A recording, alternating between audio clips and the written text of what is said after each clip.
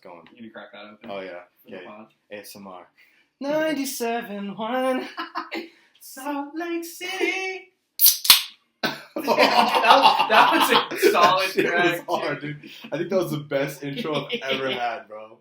Get up and close. That was a perfect. Turn the gain up a little bit. It was mid-pod, bro.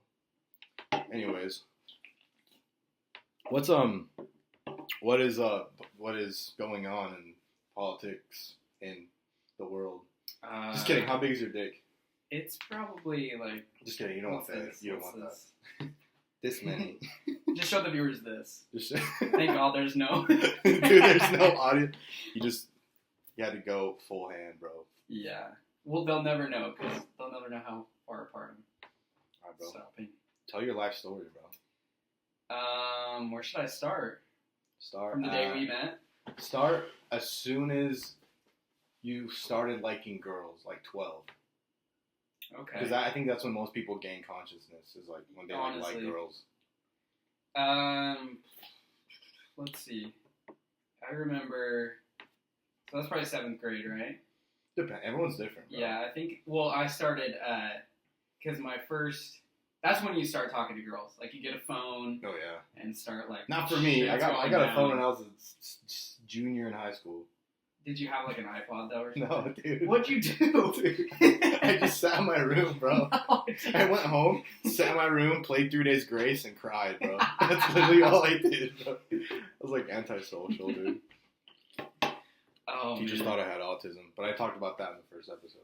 About your autism? I already beat a dead horse. About teachers thought I had autism. Did they actually? Like who? They literally did. What teachers? Mr. Brown, Mr. Kiefer, Mrs. Stobaugh. Oh, so elementary. In elementary, they thought I had autism. Okay. They were very in the right in assuming that, but like. That's so funny. Fuck you! I made it. I made it. Mm. Dude, wait. So around 12. Wait, do you remember when we met? Yes, I do. How do you tell me? Sabrina? This story? Okay. I remember, like, I've been hanging out with Sabrina since I was in 3rd grade. Yeah, I remember when but you came over. But I don't remember like ever meeting. I just like always knew you, but I don't remember like. Bro, I remember. Because you probably remember because you were old, like 5 years old. I was probably like 13. Yeah. And you were like 9, yeah. 8. Yeah, probably. I don't know. I just remember I was probably 14, and you were like 10, maybe. You were like you weren't like a little kid. You were like a preteen. When I first came over. Yeah. Oh, okay. You were like 10 or 11. Probably. And I remember, I was in my room. This might not be the first time I met you, but this is the first time I remember meeting you. Yeah. Does that make sense? I was in my room, and I was, what was I doing, dude? I don't know what I was doing. Probably listening to music. But I was just in there, and Sabrina came over, and she's like, hey, I have a friend over, and I was like, she's like, because she talked about you. She's like, it's Colter, it's like Ryan's little brother, and I knew Ryan. Oh, yeah, that's right. So I was like, oh, cool. And then, bro, you sat down, and you said the most obscene... Someone's breaking in, dude. You said the most, like, I mean, you were 11, dude. No one's going to cancel you for saying this, but you said the most obscene things I've ever heard. Oh. And I was like, bro, our youth is fucked. But I was thinking this as a 14-year-old that, like, said dick jokes. So I was like, I was a hypocrite. And I was also just, like, on my Mormon shit. Yeah, 14? At 14. Dude, I think I would do that too much because I, like, would, like, anytime Ryan's friends were over and stuff like that, I was like, what are they saying? And it was horrible. Like, yeah, no. I was just like, oh my, yeah, I guess I gotta say that to fit in. And it was like a year before I beat autism, so it was like, beat autism. Like I didn't know how banter worked. Yeah. And you and Sabrina were bantering better than like I've ever bantered in my life, and I was like 4 years older, and I was like, is this how like friends are made? And then I was just like, do I have to really like talk about like cum in my ass for like? And you do. And that's how you make friends. Yeah, and I was like, all right. And then I learned, bro. But that was the first time I think I remember, like, seeing you. Yeah. But I already knew who you were before that. Yeah. That's crazy. I feel like, yeah, after that, I was, like, over there all the time. Yeah, dude, you came over all the time. Yeah. Cody didn't really come over as much. I feel like that was, like, before me and Cody were super close, too. Yeah. I remember Cassidy would come over. Cassidy, yeah, it was, like, me, Sabrina, and Cassidy. Yeah, I would just watch 1D videos, dude. Dude, yeah, they were obsessed. Dude, I was, too. Dude, I love 1D, bro. Yeah, me too. I only got 1D. Shit. I I ain't got tooties. I ain't double dick Dan. Double dick Dan. Oh, it's crazy, that's bro. Crazy. And now you're living in SLC. Dude, your uncles live around here, don't they? Yeah, you know what's funny is, so we're recording right next to this huge rooftop tent. Oh, my. No, you're good. I'm just trying to gain up a little bit. And so I went to pick it up. These are usually like $1,000. Mm-hmm. And it's a roof? Yeah, so this mounts to like a roof rack. Okay. And then there's like this ladder pulls out and it's a tent. And then it's pretty easy to like take out and put back. Dope. So you don't have to. Wait, so you put it on your roof and it becomes a tent? Yeah, I'll show you a picture. That's hard. So, anyways, they're normally like $1,000, and I have been checking because we've wanted one for a long time. So I just check like Facebook Marketplace every day. Do I do that every day? Yeah, I'm you never know what you're on gonna there get so often. Over a car. Yeah. That'd not the roof of your house. That'd be sick, bro. Have a man cave. Whenever you get in a fight with your wife, you just, I'm going to the roof tent. But anyways, so this dude posted it for $250, and I was like, this has to be fake, right? Yeah. Like, that's crazy. But I text him anyways. Yeah. And he's like, oh, like, I didn't mean to post it so low. My wife's pissed now. So he raised it to $300. But I was like, still, even if I buy this right now, yeah, I could make like $600 off of it. Yeah. But I want it anyways. But I'm like, if I only use it a couple times and turn around. But anyways, so he's missing the mounts for him. Mm. So I was going to just load it in my trunk. I was going to say that's sus. 300 and it's worth 1,000. Yeah. I know. The only reason I was like, this isn't fake is because he was like, are you sure you want it? I lost the mounts. And my wife is like, because earlier that day, Ryan and Kyler were trying to get tickets to a concert, and everyone. No Kahan? Yeah, they were. Everyone was there. Bro. Yeah, but yeah, they were just like everyone was a scammer. Oh. And they all say the same thing. And so this guy was like, you wouldn't be talking about your wife and how she's pissed, and do you still even want it? Mm-hmm. So I was like, I'm just gonna go get it. But I got there, it didn't fit in my trunk, so I had to call Kelly. Oh. To bring his truck and load it. But your uncles are cool, bro.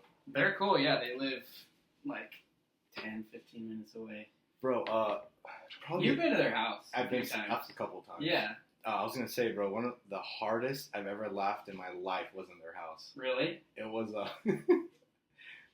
it was like I remember thinking, I was like, bro, I thought I was gonna pass out from laughing. It was like you, me, and James, and Angel, and one of the dogs like threw up. and it triggered like a chain reaction of throwing up.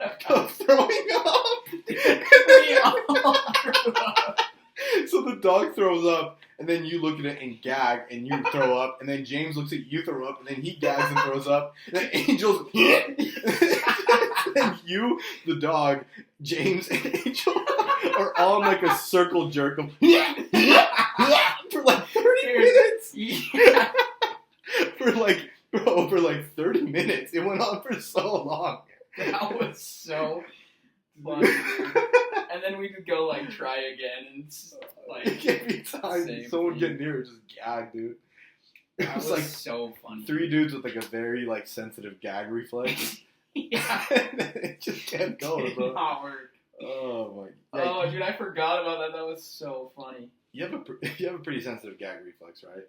Yeah, dude. If I see anyone like gag or whatever, gag. Bro, I didn't, but like recently, like this past like year, I like randomly do. Really? Yeah, like a really sensitive one. Like, what's the least?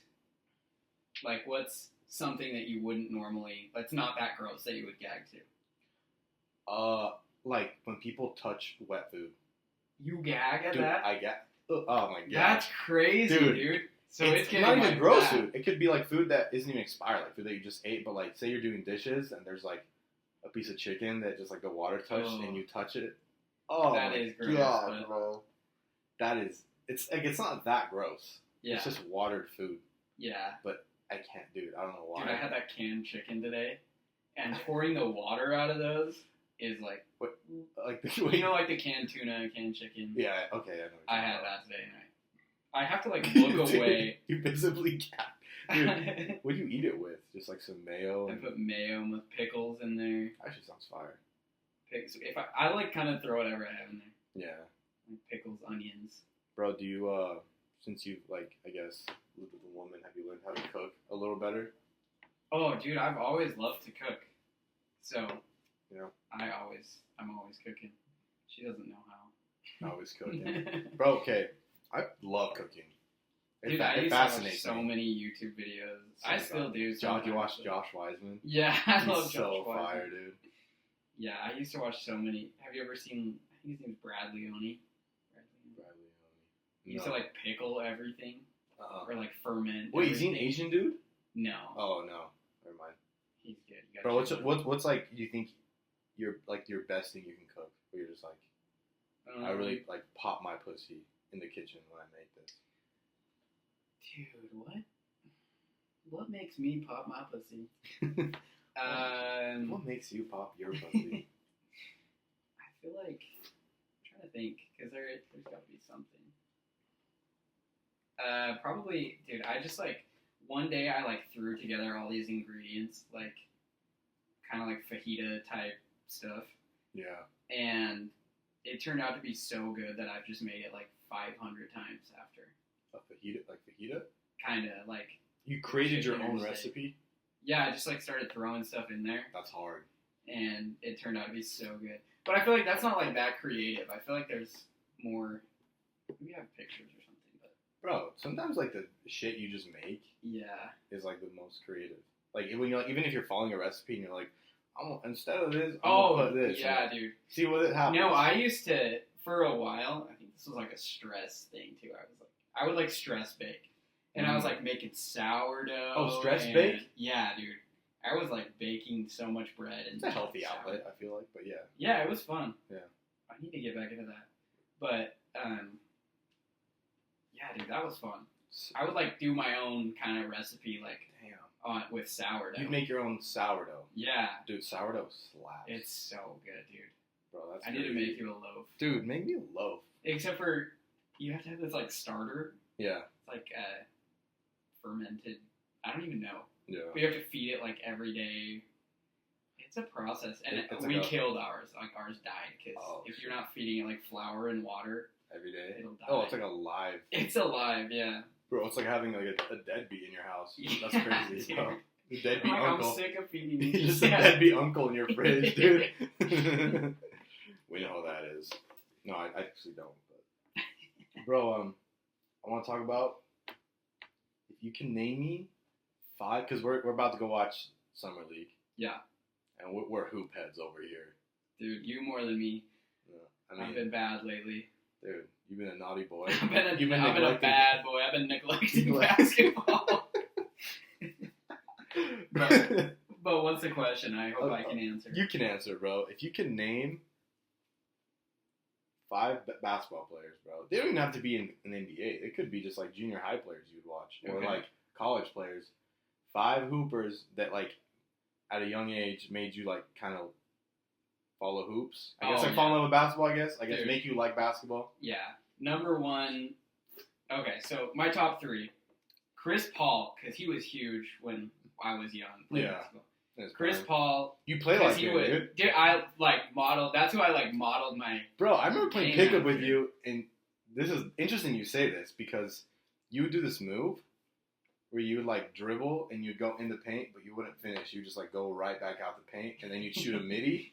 And I was like, bro, this motherfucker watches Chris Paul. I was obsessed with Chris Paul because I was like, my favorite number was 3 because of him, and he was like had his CP3 brand. Bro. CT3. That's kind of hard. I wanted to be like Chris Paul. And I was always mad that the Jazz drafted Darren Williams instead of Chris Paul. Yeah. It's like, we should have taken Chris Paul. Yeah, we should. Looking back. Yeah, dude. I did love Darren Williams. If you asked me back then, I'd be like, nah, dude, Darren's way better. But, like, looking back, it's like, cool. I still do love Darren Williams, but his, like, career was, like... Yeah, short prime. But Kobe and LeBron, too. Yeah. Of course. Kobe and LeBron. Well, dude, there's no wrong answers. Yeah, but, so those were top 3, and then I feel like when I got a little bit older, and I had stopped playing basketball, it was, like, my favorite players were, like, the Jazz, like, Ricky Rubio, Joe Ingles. Oh my god. I was like, dude, we could not have a more fun team right now. That team wasn't gonna win a championship, No. but it was so fun. Dude, it couldn't have been more fun. I was like, I don't even care if we never win a championship. Second round of playoffs is fine. I know, bro. I love this team. Dude, when Ricky hit that half court on Russell Westbrook, half court buzzer beater on Russell Westbrook, after Russell Westbrook talked all that shit, and he's like, I'm gonna shut that shit down next game. Yeah, bro. That was one of the most satisfying. I think that was the most satisfying playoff series of my life to watch. Yeah. Was that OKC one in 2018? I think 2018. I was fresh off the mission too. Yeah. That was Dude, crazy. I can't believe the contract that Russell Westbrook just signed. It was like nothing. Really? There are other dudes signing with the Clippers? hundreds and hundreds of $1 million contracts that are no name. Oh. And he's still he's a good 6 man, a great 6 man. What was it, $2 million with the Clippers? It was a veteran's minimum. Something. Yeah, it was a minimum. Yeah, that's crazy. Sure. Dude, he's from LA. Yeah. I think he's from close to Compton, so it's he kind of gets to play home. It's kind of if you could play for the Jazz for less money. Yeah. It's maybe you would. Maybe you wouldn't. He's probably already made so much anyways. It doesn't even matter. Bro, he signed 3 max. That's disrespectful. Yeah, that's crazy. He signed 3 max contracts. Yeah. Dude. He's chilling. Yeah, dude. Okay, that's who is good. your favorite? Bro, I'm gonna give you some, and then I'm gonna give you one that that's gonna wild card. You're gonna be like, what? Okay, one is Jimmer Fredette. Okay, he was fun. He made me at BYU. I don't know, something about him. Yeah. It's still fuck BYU, but that team, bro, with Jackson Emery, yeah, and Tyler Haws before he went on his mission, and Brandon Davies before he got expelled for having sex with his girlfriend. Nuh-uh. Yeah, dude, you didn't see that? I think I was too young for that. I no idea. I was 13, so yeah, dude. This team was stacked. They made an Elite 8 appearance. Yeah, it was and I thought they should have made it farther. So they had Brandon Davies. Mm-hmm. I think he was a second round draft pick, or he got undrafted, but he played in the league. Yeah, for the 76ers. Yeah. They had Jackson Emery, who made a summer league roster. Which, if you're from BYU and you make a summer league roster, that's you're already 1% of BYU. Oh yeah, players. dude. They had Tyler Haws, who also played for the Cavs for a little bit. Jimmer fucking Fredette. Dude. And who else did they have? They had Brandon or something Tabernari, some big Brazilian dude that could light up threes. They were stacked, bro. Yeah. And they beat Gonzaga in the Sweet 16. And Jimmer had 45. And in the Elite 8, bro, BYU caught Brandon Davies. I guess they heard that he had sex with his girlfriend. It wasn't even a hoe. It was his girlfriend. And they kicked him out of the basketball program, bro. No. And so they didn't have their big man, their NBA level big man, and they lost to Purdue or some shit. Dude, they wouldn't do that anymore. No?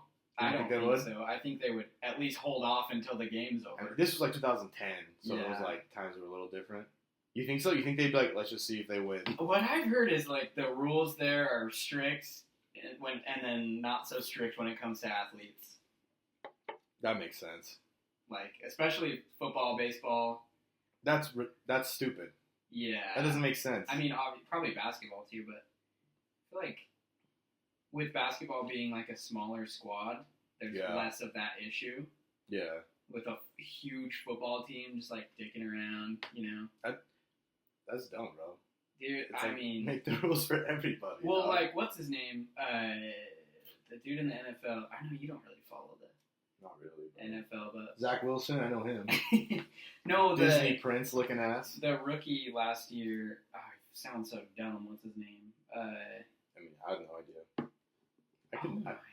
I could name probably 10 football players, but I don't really follow football. Let me just look. Was he a BYU football player? Yeah, he was really good. Puka Nacua. Oh. I actually don't think it was him, but his brother also played and had 2 DUIs and Oh shit. I just feel they don't really care when it comes to them doing good at sports. Yeah, dude. I know. Jordan Prater got kicked out for weed at BYU. He was smoking weed and he got kicked out. Dude, I hope he never listens to this because I actually looked up to him for so long. But his bio when he was playing for BYU was league bound or something. It was will play in the league. It's so funny, bro. He just got kicked out for Weber. Then he played for Weber State, and he like didn't even start for Weber State. It's like I think he works with my mom now or something. He's like not real estate, insurance. Dude, I thought he was gonna make the league, dude. Yeah. I really did, bro. It was good. I've seen that. He was like insane at like every sport. Yeah. He could have gone D1 in soccer because he was like the best soccer player at Fremont. He was like the insane point guard. Yeah. I guarded him. Like I played against him. Like unguardable. Like lightning quick, and he was also like 6'3". Oh yeah. He was an insane athlete, dog. Yeah, he was. And then Parker was just like not that good at anything. So, but it's crazy how you can be like an insane athlete and then just end up as like an insurance agent. Yeah, dude. Like, bro. Dude, I think he could have, if he had like a more like, I don't know, more discipline, I guess, I think he could have made the league. Yeah. Insane athlete. Well, dude. it's just like so crazy how like, dude, I can't tell, like, I'll see someone and I'll be like, they're insane, like they're so good, and then like the chances of them making the league are so little. Yeah, it's almost nothing. What? Like, how do you get better than that? Dude, then they're taking your order all of a sudden. Yeah, and they're like, didn't you bully me?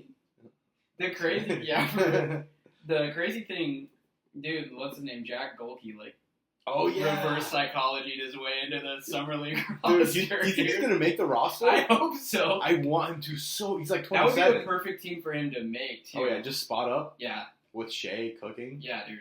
Dude, his jumper's wet. Yeah. Like we'll see him tonight. Yeah. Hell yeah. Yeah. That's gonna be fun, dude. Dude, that would be a good game. Yeah, I actually really like Jack Golke. He's like 27. He was like a 26-year-old senior. Yeah.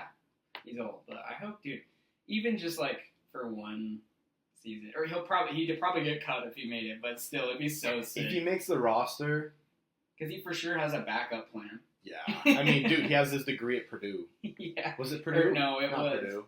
It was that tiny. Oh yeah, it was a tiny school. It was that Cinderella team. Yeah. Oh, he has his 4-year degree. But he must have almost a master's degree too at that age. He will get an overseas look. For sure. Like, yeah. There's no way he won't, dude. I've heard that overseas is so much harder than the NBA. Yeah, it's like a different game. The Euro League, like the practices and just what they put in. It's like more old school. I bet they have to do like suicide. Yeah, and, yeah. And also imagine like you're in Mongolia and you wake up every day, like, just getting to the practice facility. You have to speak a little Mongolian, dude. Or like China. I don't know. That's crazy. I always think that about like. What would you do on your off days? Like, I don't. Yeah. Well, it's the same like with like soccer over like just anywhere. It's like, yeah. Anywhere you go, you have to now learn another language. Yeah, dude. Yeah, dude. I lived close to the stadium in Marseille, the Olympique de Marseille. Oh, in France? Yeah, and I was like, I can't believe like most of the guys were from like Africa or French. Mm. So I wonder how many of them spoke. But it's like everything they do is in French. Like, imagine getting traded there and being like, shit, what do I do? Like, I think. Do they have interpreters? I mean, they have to. They have to have translators, bro. I think any place in Europe would probably be like not that bad. Yeah. Because most of Europe speaks English. You just be like, right. I don't speak French, and you'd be like, oh, sorry, you go. Like, yeah, they can speak. But English. like at a team practice or something. Yeah. Oh, the coach is running plays in French. You'd be like, what? Dude. When I have a translator right next to you. Dog, when I played for Fremont, the plays in English would confuse me. Yeah. I can't I remember learning motion, and I was like, dude, this is like rocket science. I didn't understand it. Yeah. And then I can't imagine a language that I don't know. Bro. What do you do? No, yeah, you're right. You have to have like a translator. For sure, but that would still be so inconvenient. Yeah, like the coach says something, and you're like, all right, what do you say? And then like, yeah, they're already running it. Like they're getting ready to run it, and you're like, fuck. Yeah, dude, that's tough. Yeah, that would be crazy. And, dude, another player is obviously Kobe. Yes. And where were you the day Kobe died? Dude, I was in my couch on my phone on TikTok. You learned from TikTok? No, I wasn't. Oh. And then Sabrina came in, and she's like, Kobe died, and I was like, oh, he didn't. I was like, it's probably like because there's always like clickbait articles. They're just like, LeBron had sex with Charlie D'Amelio. Yeah, dude. And you're like, what? Like the hoops. And you click on it, and it just talks about like LeBron's like advanced stats, and you're like, what the fuck? Yeah. But like, you know, there's like I don't know, clickbait shit, and I was like, it's not real. And then I was like scrolling on TikTok, and all of a sudden I see like TMZ, and like it showed like the helicopter crash, and I was like, dude. oh fuck! I was like, this is real, dude. And I was like, it was weird, man, because it was like Kobe was like the player that made me kind of introduce me to basketball, even though I hated him. Oh, I hated Kobe too. But I also like loved him. Yeah. In a weird way. That's like growing up with LeBron too. Yeah, so like, much hate. He would fuck on your team. Yeah. But you'd be like, he's so fun to watch, dude. Yeah, like, dude. Watching Kobe like a twist fadeaway and one on Andre Karolinko. Oh man. Gave me so much anxiety, but at the same time I was like, he's so good. Yeah, bro. AK's dumb Franklin ass, dude. Or Frankenstein looking ass. He's the goofiest guy in the world. Bro, and then another one was Jake Hunt, dude. Oh, yeah. Watching him play for Walk West. Yeah. He's good, dude. I was like, the thing is like, he's good. Jake, if you're listening to this, I'm sorry. I feel like I got better. I feel like I could beat. There was a time where we played one-on-one a lot. Yeah. And I won 70% of the time. And I was like, dude, I thought this guy was a god. And I'm beating him in 1v1s. It was so crazy. But no, he made me. He would always warm up with his shoes untied. I don't know why I noticed that because he was like a god to me. So I was like, everything he does, I have to do. Yeah. I'm talking about when I was like in 7th grade. Oh, yeah. 8th grade. And now I warm up with my shoes untied every time. Dude, yeah. Just because like impact that like older brothers or like older brother friends. You're like, dude, this guy's sick. He's like, God. He's still sick. I still love Jake. But I'm Yeah. saying like, I don't know.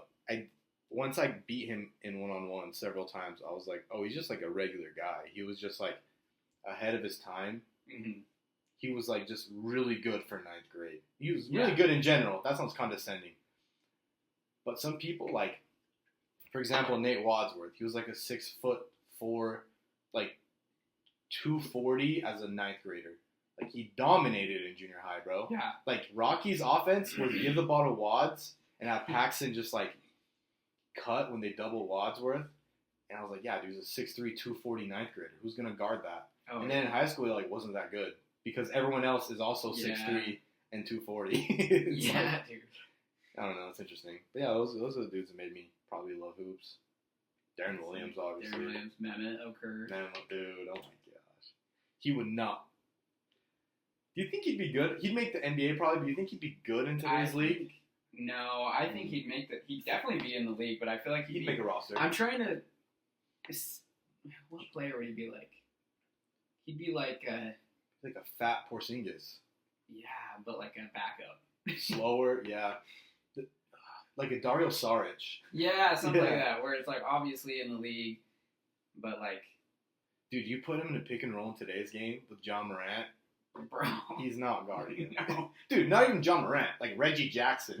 Like, you put him in a pick and roll with an average point guard, he's getting smoked. Oh, yeah. Which the game back then was different. It was a lot less like matchup based and more like offense based, but yeah. I'm not going to get into the nerdy shit. Not getting into that. Not getting into the nerdy shit. Dude, can you believe all our boys reuniting in Minnesota? Yeah, dude, Joe. Dude, that motherfucker can barely walk. I know. Have you seen him play? Bro, I wish he came back to the Jazz, dude. Dude, I think he's going to sign a 1 year when he retires. I hope so, because, dude, I feel like Utah was his favorite place. I think he will. Well, that's where he, like, established himself as, like, an NBA player was Utah. Oh, yeah. I remember when we signed him, I was so pissed. I was like, we can't sign these fat-ass Europeans that can't guard anybody and suck and only can shoot threes. And, dude, he was, like, a great defender, great passer. I was like, okay, he actually can hoop. Yeah. He still can, but, yeah, he is, like, old as hell. Dude, his last year in the Magic, there were times where he impacted the game a lot with his, like, passing and shooting. But there was some games, bro, where he looked immobile. Like, he looked like he couldn't walk. He's so slow. Yeah, he's so, like... Yeah. I mean, good. I hope they do good with him. I hope so, too. I, like, might be a Timberwolves fan this year just because it's, like, Jazz 2.0. Yeah, that's the Jazz with Anthony Edwards. And, yeah, the Jazz, but better than they ever would have been. Yeah. Dude, Anthony Edwards, I'll take him over Donovan any day, bro. Oh, dude. Even prime Donovan, which is right now he's prime Donovan. Yeah. Do you miss Donovan? Nah, dude. No, not at all. I don't cry about him, bro. Yeah. No, I actually do. No, so I do much. too. I think I like hate him, but I also like that's how love him. I don't know. Yeah. It's crazy because like I miss Rudy much less than I miss Donovan, but Yeah. Rudy cared for Utah way more than Donovan ever did. Yeah, Rudy didn't want to go. Donovan wanted to go. Yeah. It's because Rudy gave us some awful basketball sometimes. Yeah, it's hard to watch. Dude, you look like a baby giraffe when he catch the ball, dude. He like wins Sixth Man of the Year, and I'd be like, I mean, I guess, but like, what? Yeah, dude. Or like when he won defensive Or player. not. Yeah, Why did I say Sixth? yeah. You meant defensive. I meant You're defensive good, player. bro. I do that all the time. Both pointless. Both useless. I just remember like he would impact winning so much. Like teams like could not score on him. Yeah. It'd be insane. And even like he would affect mid-range jump shots, he'd affect threes. But like on offense, I would look at him and be like, bro, this dude wouldn't make a junior high squad. Yeah.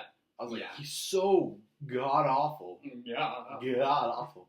It was bad, bro. I feel like it started getting worse after the Jazz lost to the Clippers in the playoffs. Was it 2018, 19?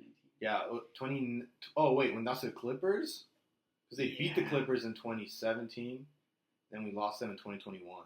Was it 2020? It was 2021. When we were the 1 seed. Yeah, that was a fun. I feel like was Doc Rivers the coach then?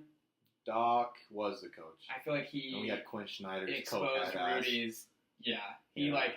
They figured out Rudy's defense so well to the point where he was literally useless to be on the court. Yeah, I don't know.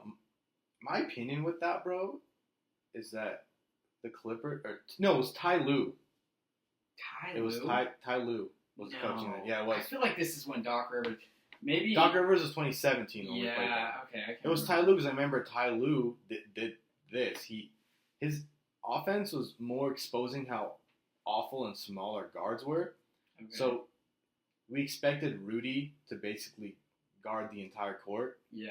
And I think it was kind of unfair. Like, yeah, he got cooked on the perimeter, but it was kind of unfair to make Rudy like pick up where Donovan and Mike lacked. Yeah. It was kind of like, of course, dude. You get him on an ISO with Paul George, like he's gonna get cooked.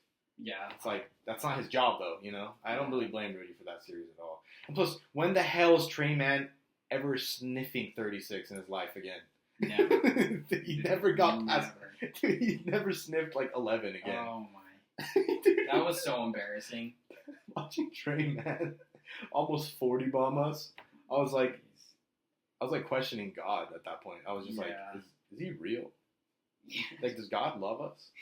It's so hard for me to be into basketball when the Jazz are so ass. Yeah, they're garbo. Because I'm like, I am passionate about. I know, dude. You were like one of the hardest Jazz fans. But when they're bad, I'm like, it's hard. Like it's hard for me to watch. You still like keep up. Oh, who are they picking in the draft? Yeah, I keep up. You still see like, oh, who's doing good tonight? But it's not like every day you see like what throw the an event for every Jazz game. Like exactly. we got it. Dude, what do you think about the Lowry situation? I think it could go either way. I think trading him wouldn't be awful because he might have his highest value right now. Yeah. So you sell high, and you might be able to get some crazy shit that you might have never been able to get like a year from now.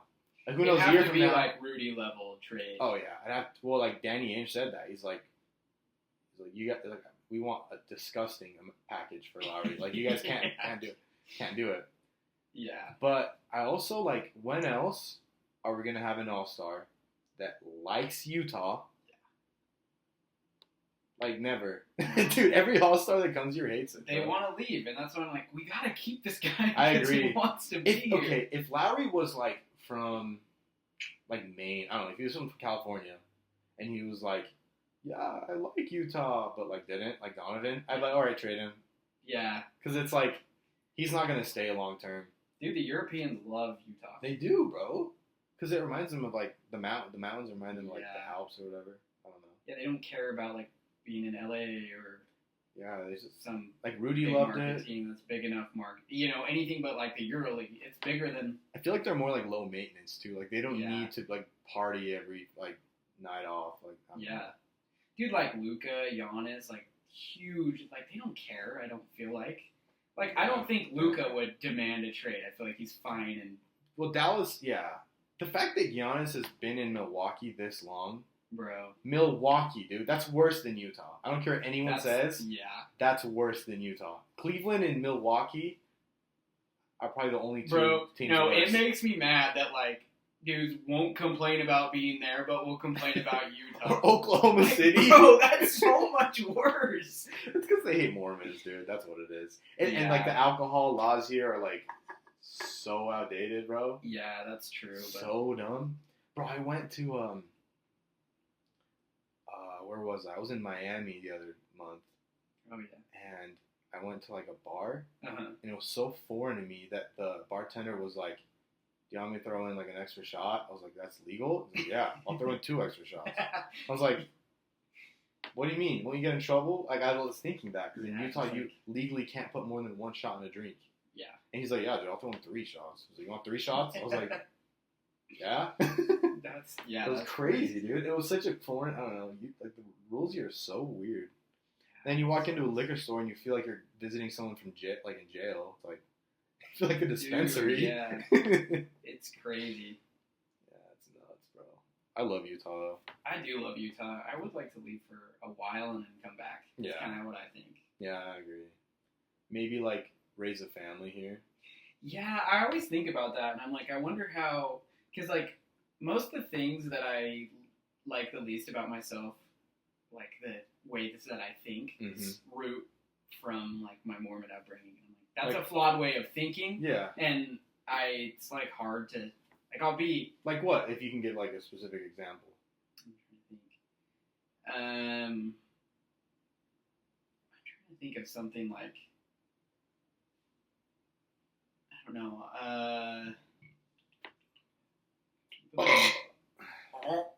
Put me on the spot. Something like that fish. No, I feel it could just be, like, generally. Well, I feel like even down to, like, some... This isn't what I think of, like, daily. But, like, women really have no power in the church. And, like, that's, like, something that, like, growing up, you don't really think about, like, wow, women can have power, too. But it's, like, seems so traditional and, like, you know, that's kind of changing. Yeah. Well... It's actually not changing in regards to actual church leadership, but the thought process around it, like I think they might just be getting better at, like, PR training their leaders into making women feel included. Yeah, that might be what it is. More than, like, doctrinal fundamental changes. Right. But I wish I had a better example right now, because there are things that will happen, and I'm like my first thought is one way, and I'm like, oh, that's not right. Yeah. You know what I mean? Yeah, no, I know exactly what you mean. Like, but I can't think of... Like even coffee. Like, I'll see coffee and be like, I drink coffee, but I'll see it and be like, not Mormon. And then I'm like, why did that... Like, it's not right. No, dude, I have thoughts like that all the time. Like, okay, an example, bro, is like I drink alcohol. I'm a regular adult. Yeah.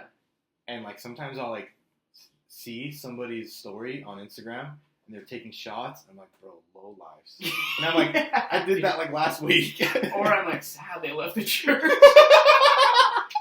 Yeah, bro. It's weird. And or like if you see, like, this is the craziest one. Yeah. If you're like, are you wearing your garments? Like, what's going on? Like, judging them? Like, yeah. You haven't worn them in years. Dude, I have fully had my records removed from the church. Yeah. I am but I'll see it and I'm like, what? It's like it's like a scarred in your brain, though. Yeah. Yeah. Those are the things. You know your record's, like, fully removed? Yeah. That's cool. I think that's healthy. It gives you, like, real closure. That's what I was thinking. I was like, maybe I'll do it eventually. But then I just, like, got to a point where I have a lot of problems that I'm not going to. Yeah, but, you know, like, I'm like, I don't want to be affiliated. But then I was like, more than anything, I just want that to be, like, I don't want it, like, me having them removed was, like, leaving that in the past. Like, I'm not. You can fully, like, teach your brain how to, like, be a regular person. Yeah, that was my thoughts. Like, I don't want, like, well, another thing, I was like, I don't want to be counted as one of these numbers that they're are fake. Yeah, So I was like, I know one's not making a difference, but if more people, I think that's morally really respectable. I think, bro, to like not want to affiliate yourself with like certain beliefs that you think are like wrong.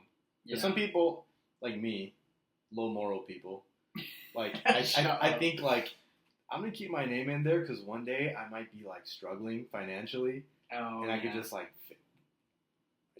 I don't know. No, dude. I mean, you know what I'm saying? Like, show up to church and be like, "Oh, can someone pay my rent?" Well, you should take advantage of this. Praise Joseph Smith and everything. Exactly. But like, I need my rent paid. No, dude. I mean, and that's why I keep my name in. Bring out every dollar you can, because you've probably given plenty. I've given years worth, bro. Yeah, I've probably given. I don't want to do the math, but a lot of money to the church, bro. Me too. And brought them in because everyone you convert is also a cash cow. Like on your mission, that's another like 40 people I have that like pay tithing at one point, if not paid consistently. Yeah.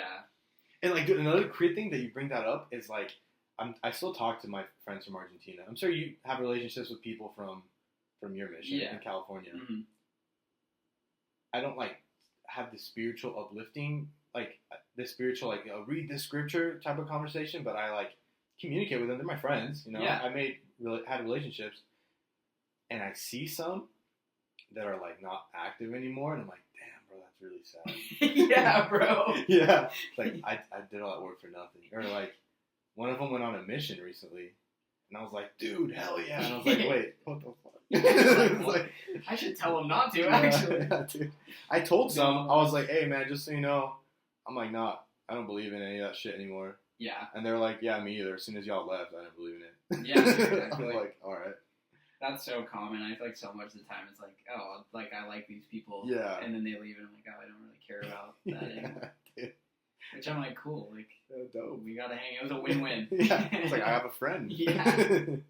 No, dude, that's like a huge percentage of those baptisms. It's just like the charisma of a missionary is just like drawing somebody to the church.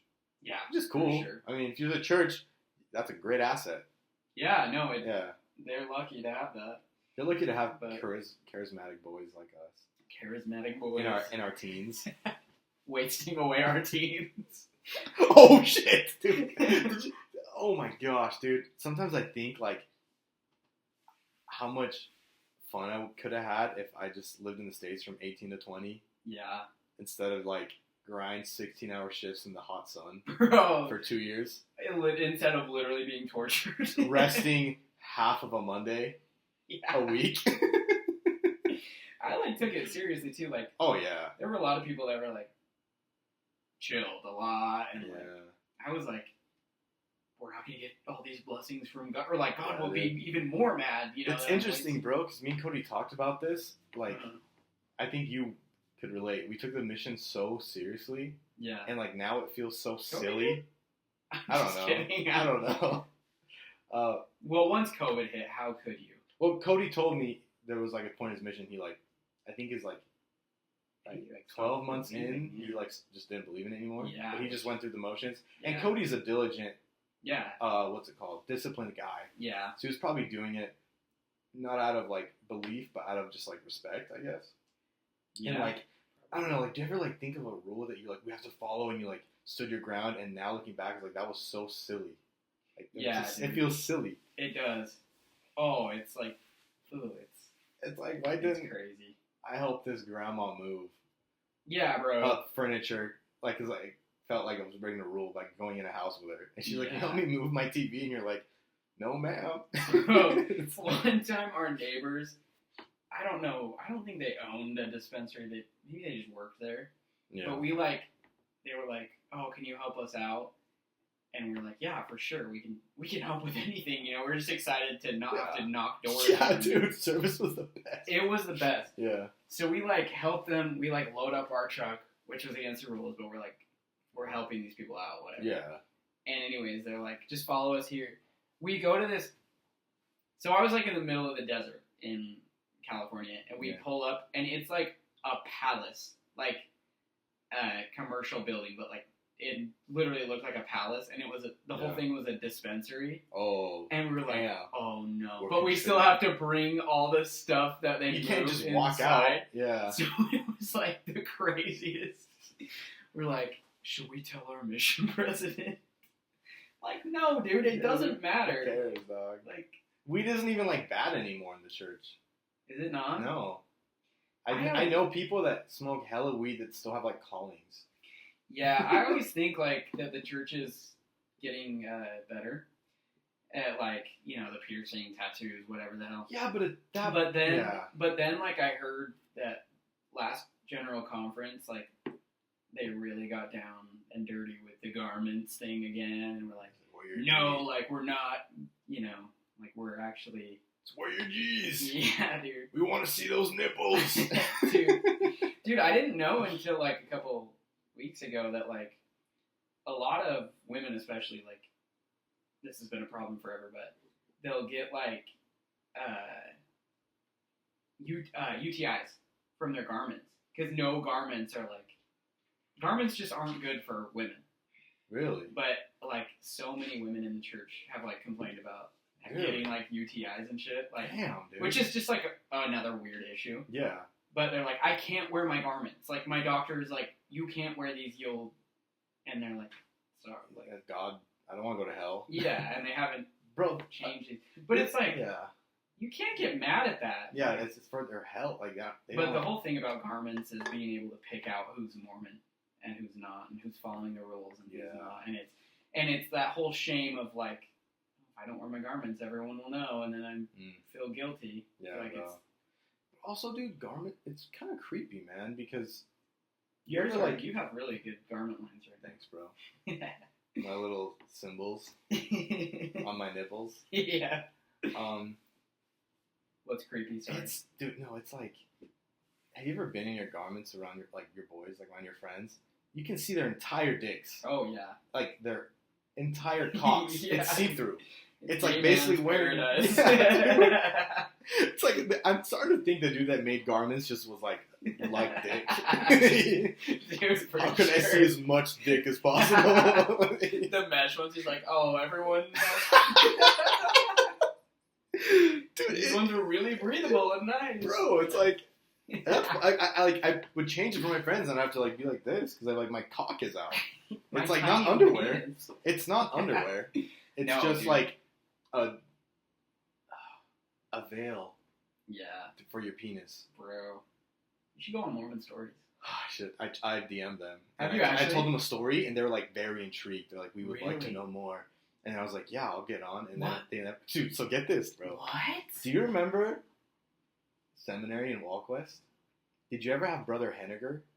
He wasn't there when I was there. There were only 2 seminary teachers. Dog. He was on some fuck shit. Really? But like as a kid, I didn't think it was that bad. But as an adult, I was like, damn. Okay, so I don't care. I'm gonna say it. Say it. Because I have no respect for this guy. Yeah. He would. I remember I had class with like. I remember this doesn't matter, but in there it was Caden Holmes. I had Bailey DeFries in there. I think Kobe Hesseltine was in there. I don't know. I just to give you paint the scene, people, you know. Yeah. And so one red flag he would do, bro, is that he would say the N-word every day. What? He would just say it in a lesson.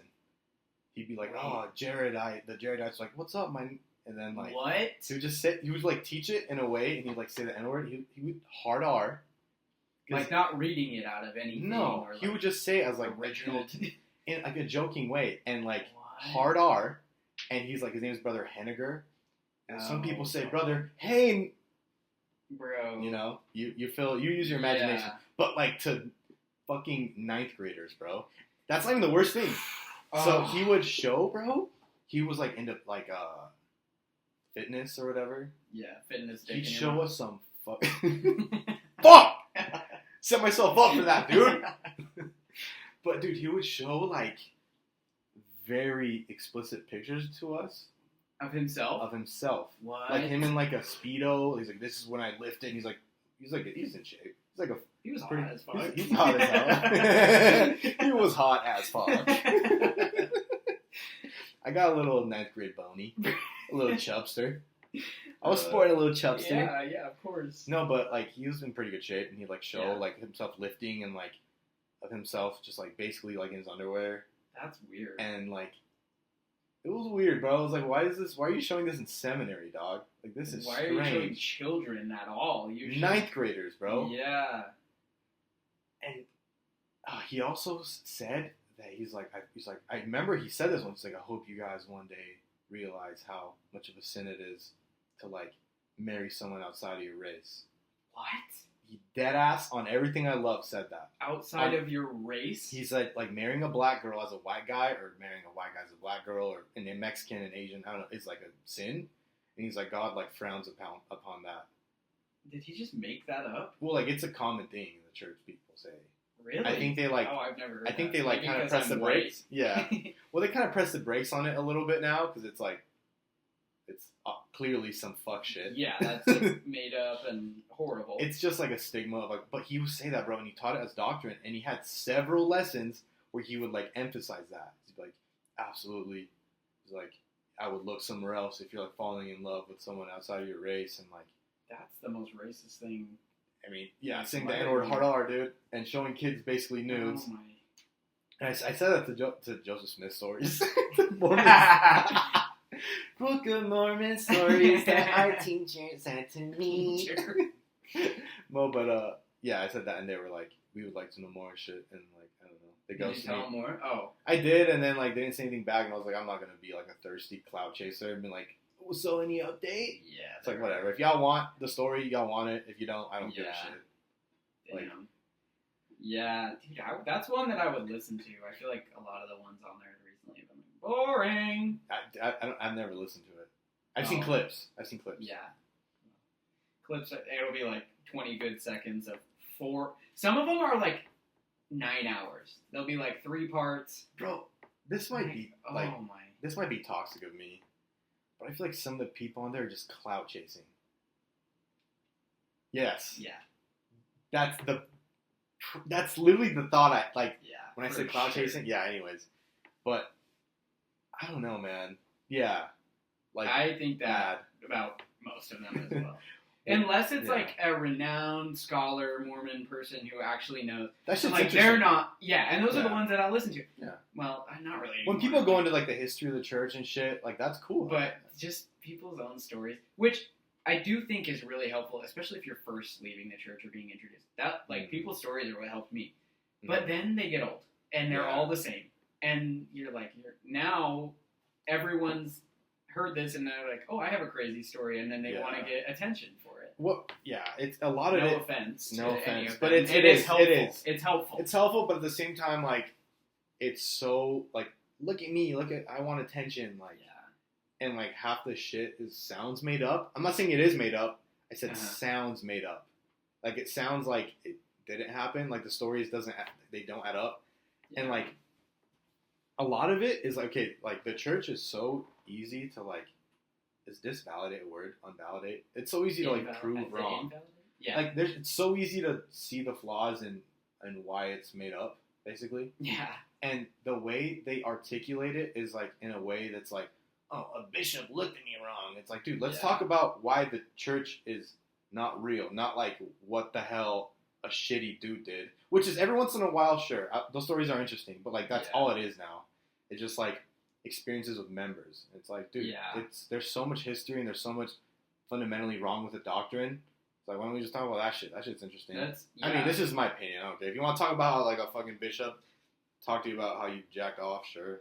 I've had those stories. Yeah. But whatever. And I do think like if you've had that same experience, it is really, really helpful to like have that be validated. Yeah. No, for sure. Story and have like John DeLynn or whoever be like, that's great, that's horrible, whatever. I do think they're helpful because most people do go through the same things. You know, there's like a handful of things, and that's every story.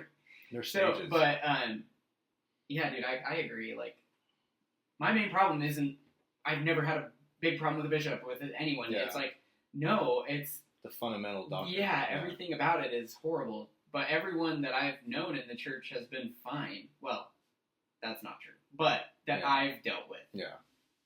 No, like most of my interactions with Mormons have been great. Yeah. Honestly, like my young men's leader. Well, that was a bad example. Shit! I'm gonna delete that. Oh shit! Oh, I wish we could talk about that, but we're not going to. Dude, I wish we could. Well, offline, I have a few things. We'll talk about off. We'll do the offline. Yeah. But I'm saying some of my young men's leaders, great dudes. Dude, a lot of mine have, and I don't hate them. And this isn't because they're Mormon, but it was like men that I looked up to in my wards. I'm not even kidding. 5, 4, 3, 2, 5, 4, 3, 2, 1. No, 4 of them are now divorced, and it's all because they cheated on their wives. Damn, dude. That's like a lot of. Do you want to know a theory I have that goes with that? Bishopric member. Damn. Former bishop, and then young men's leader. Name drop. I'm just kidding. I will. Dude, I name drop all the time on this shit. But I probably shouldn't, but I do. You want to know a theory I have? Mm-hmm. Let me know if you agree or not. Okay. It goes with what you just said. Okay. How like most of your spiritual giants like end up cheating or whatever, doing some weird fuck shit. Yeah. I think, bro. I almost don't believe this. I almost like know this. That makes sense. Yeah, you're like no certain. One can. I'm like 100% sure. Almost. Okay.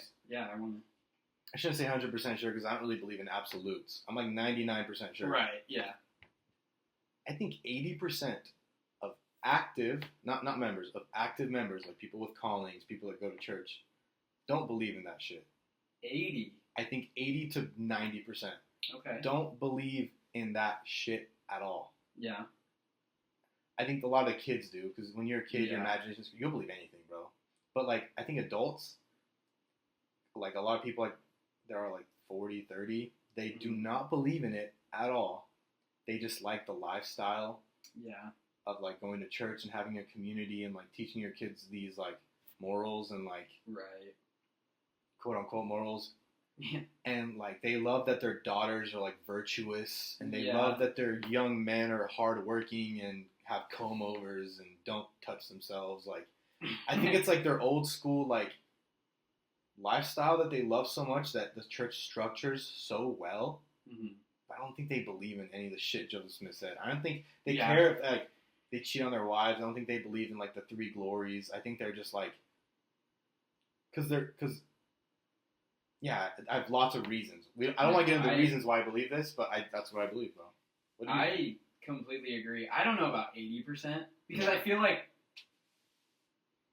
I agree. And I know people, like, that I'm so for sure certain that that's the case. My grandparents. Yeah. Sorry, Grandma and Grandpa, for outing you right now, but I'm sure you've had this conversation with them. No, but they've had it with other people who I've heard from, and they've been in church for like 6 years, and they do not care, but they'll act like they do. Yeah. It's performative. Yeah. Which, that's fine. It's fine. I think it's fine. Live your life. If it's not harming anyone, it's fine. Exactly. But there are some dumb people that I'm like, you believe, like, like, it's always like the nicest guy, like a football type coach, where he's like bearing his testimony, and he's like crying. He's like, you guys, probably great speaker, and probably a great person. Yeah. But I'm like, oh, you actually believe this? You know, I agree with you on the other. But I'm like, there have got to be some that are just like, they don't know enough to put this together, or they've been so convinced by the amazing PR of the church and lies that they spread that they're like, you know, like, don't listen to anything else. All this. It's crazy because, like, I think a lot of the church PR is not to think for yourself. Yeah. Like, not to, like, look at outside sources. Yeah. Just to, like, doubt, not fear, not, you know. And so it's like, doubt your doubts before you doubt your faith. Dude, I could name you like 10 fucking slogans. Yeah, all these slogans. It's basically they've done such a good job. Great job. And like every time when I was in the church and I would have a free thought, I'd be like, oh wait, maybe God doesn't care who you love. Mm-hmm. You know? And I was like, oh shit. It's like, I'm doubting my doubts. Yeah, it makes guilty. You feel guilty. Or like you feel like, dude, I think like if there's a God, if there's like an all omnipotent being that created us, like does he care if I drink coffee? Does he care that much, dude? Yeah. There's so much like evil in the world. Does he care if I like have like a little bit of cherry pits and milk? Yeah, because you know better. Yeah, but then dude. But then he I cares feel more guilty because you know more. Bro, then I feel shitty for thinking like that. Cause I'm like, dude, I'm thinking like worldly thoughts. Yeah. Dude, it's weird, bro. And like I still have those moments, bro. That's another thing that I back to earlier where I'm like, I wish that these thoughts wouldn't come to my brain. And like there's just so many toxic things where I'm like, I love Utah and I think it's such a good place for a family, but I'm like, do I want to raise my kids here? Because everyone around they're gonna have, even if they're not in the church. I think you can control that though. I feel like as the father, you can kind of control the way they think and the way they treat people and the way they not exclude people. Like I feel like you have more power over that than their environment. Way more power. Yeah, I mean, yeah, it's hard to know. You just never know. Yeah, I mean, having kids would suck. Dude, it's the scariest thought. Terrifying. I can't even fathom. I'm older than you, and I feel like I'm like too young to have kids. I feel like I'm 14. Dude, I feel like I can't have kids for 12 more years. Yeah, I don't know. I have to be so stagnant that nothing's going on. I have to be like unfulfilled with life. Yeah. I'm just kidding now. So shitty. It does sound awful, but I'm like, dude, my friends with kids, great. I'm happy for y'all. You're better than me. Yeah, that's what it is. You're better than me. But I don't know. I feel like my podcast in general is kind of turning to like a lot of like religious ideologies. Yeah. Not anti-Mormon, because I've had talks with like a lot of people about the positive things that the church has done. Because I think it's disingenuous to think like the church has only done negative for me, because it's done some positive. Yeah. Like I've met people that like are lifelong friends. Yeah. I've like learned crazy shit through the church, like crazy at one point like discipline of like how to like plan your days and shit. Mm-hmm. It's like I don't know, true. but you could learn that through like camp, it's just like I don't know. It's disingenuous to think it's all evil, because I don't think it's all evil. Yeah, I mean, I agree. Like I learned how to be very disciplined and stuff. Service. Yeah, and a lot of that is like, I don't know if I would have learned it elsewhere, because it was coming from a place of so much fear and guilt. Yeah. Like, I don't know if I could have learned then a lot of things that I did. Is that a good thing then? Like, if you're but it's helpful. Yeah. I'm going to be rich because of it. I'm just kidding. No, dude. Yeah, it is. It was out of fear and guilt. That's crazy. Yeah. I would tell myself it's out of love. Mm-hmm. I'm doing this out of love, but I really was terrified. Yeah, you're just... And I also really fucking wanted to be assistant so fucking bad. If you're out there, President Robinson, fuck you for not making me your assistant, dude. I wanted it so bad. I wanted it more than all your little comb-over white bitches, bro. Oh my god. Dude, I'm going to send this clip to him. Dude, I'm just kidding. Maybe get a phone call at 8:07. I wanted so much mission clout. It was more important to me than like high school clout, dude. Dude, it does feel important. It's so important. I wanted it so bad.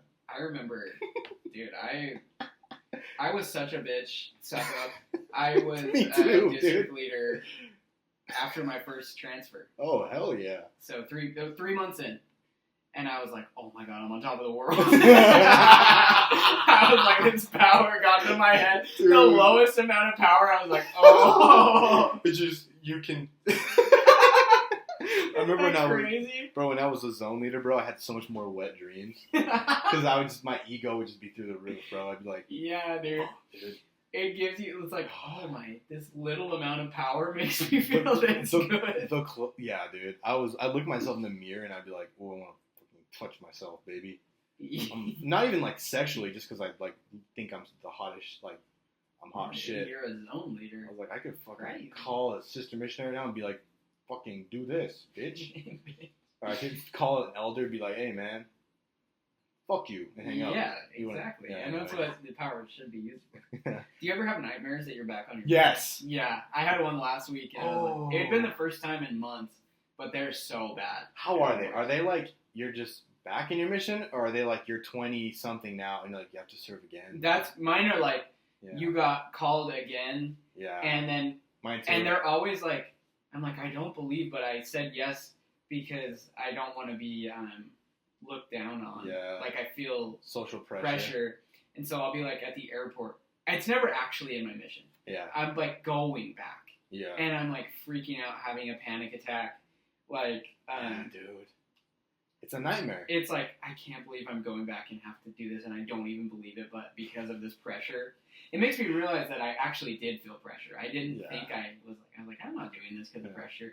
Yeah. No, it is. Totally was. All of your friends, 100% of your friends are all going, you're like, I don't want to be the one loser that didn't. Yeah. My mom would be like, I would say something, and she's like, you don't have to go, like, it's not too late. And I'd be like, oh yeah, like I don't feel pressure. You kind of do have to. But then I was like, no, I have to. You have to. Or I have to leave this state. Yeah, make like a brand new life. Bro, I get those dreams, and then I like, say I'm like going to the MTC or whatever, like getting ready to go teach, and I'm like, how am I going to teach something that I like don't believe anymore? I was like, I have to do this for another 2 years, and I had one. Oh my gosh, bro. I remember one time I had this dream where I got back and I served in Argentina again. So I was on a mission for 4 years. Mm-hmm. And then I went like to Tokyo and I served for another 2 years. So it was 6 years. And the dream was really weird. And I came back home and I told everyone, I was like, I sacrificed 6 years of my life for the Lord. And I felt so fucking validated. I was like, that's not why you should do it. Yeah. But like it wasn't even me talking. It was like I was an autopilot and that's the shit my like sim said. Oh, wow. It was weird, and I was like looking. That's interesting. I was almost like looking at myself, like brag about me being a 6-year missionary, and being like, yeah, like that's, I don't know, it was weird, man. That's what you do when you love the Lord that much. You love the Lord so much. I love the Lord. That's crazy. That I love me some Lord. I love me some Lord. Loves that Lord. They love that Lord. They love that Lord over here. Dude, that's crazy. That's like a crazy. I've never heard. Yeah, but yeah, those nightmares, dude. Cody lived that nightmare, bro. Yeah, he did, yeah. He got home, and he's like, you gotta go back, brother. And in the States, too. Yeah. That's like, he lived it. Dude. I can't even imagine, bro. If I'm coming home, I'm staying home, dog. Nothing would have sent me back out there. No, dude. I can't believe he went back. I mean, props to him, but I was like, bro, what? I mainly want to do it just, like, to get married. Because I knew girls, like, looked at you different. If you like were a 2-year return missionary, they did. Like when they did, yeah. They did. Like the Mormon ones, bro. Like if you served a mission, you're like a 10. Yeah, it's weird.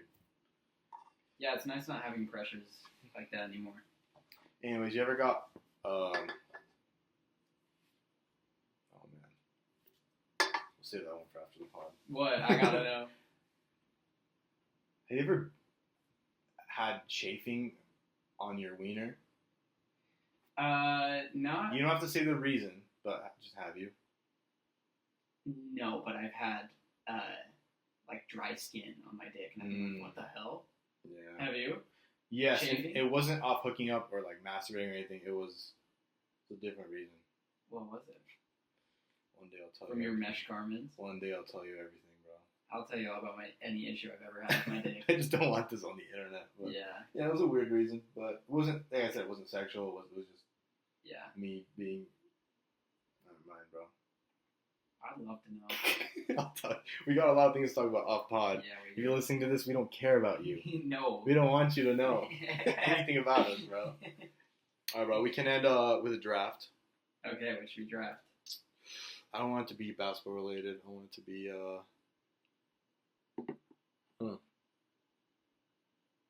I usually write these down before, and I'm like, we're gonna draft this. Yeah. How about okay, bro. How about this?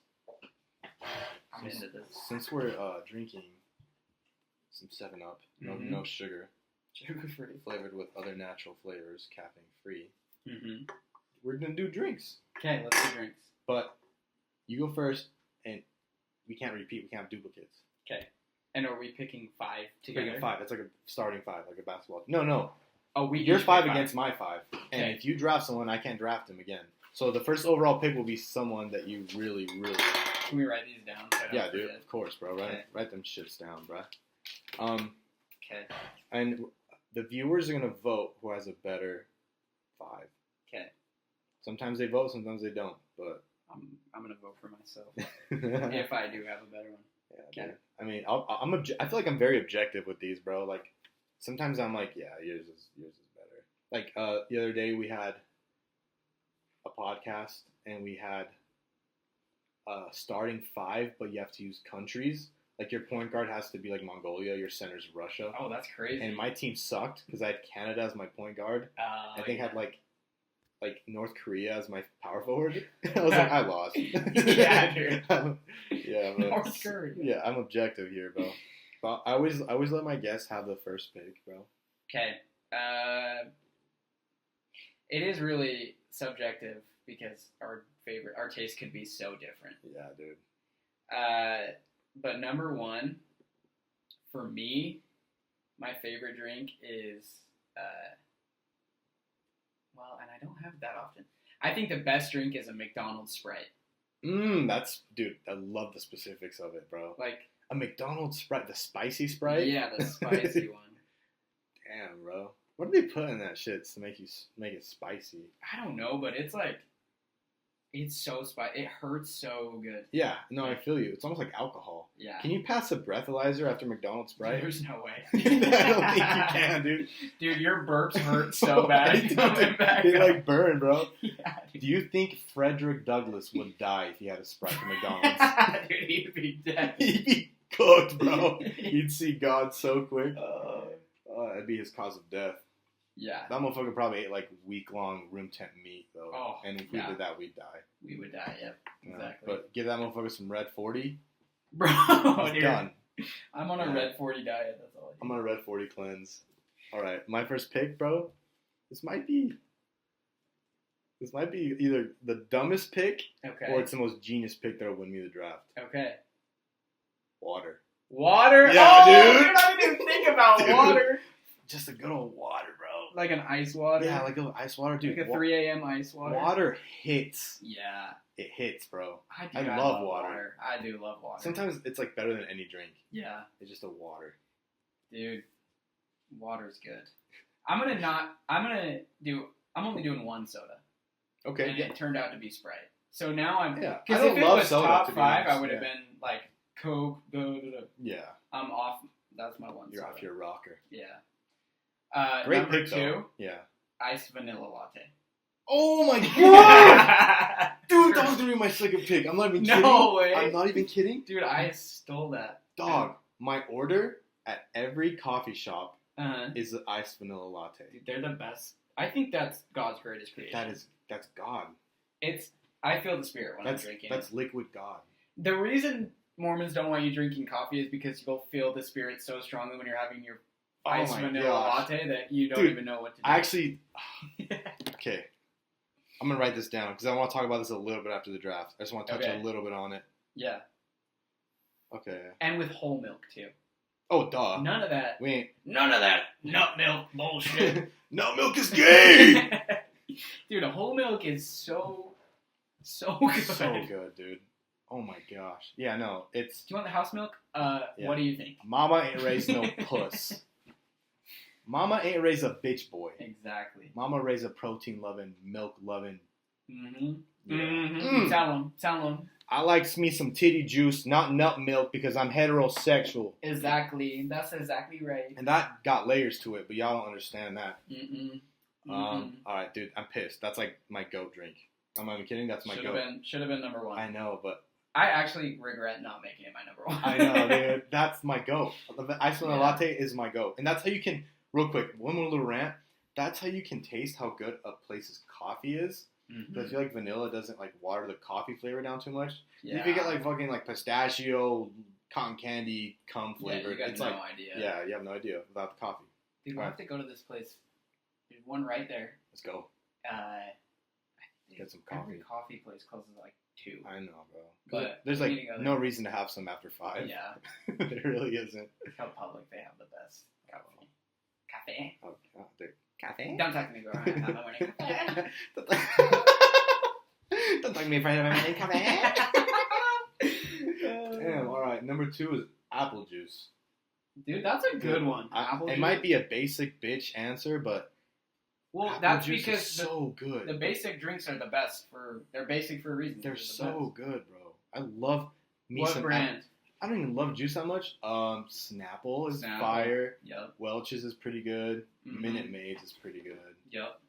I've never had like bad apple juice in my life. No, I don't think I have either.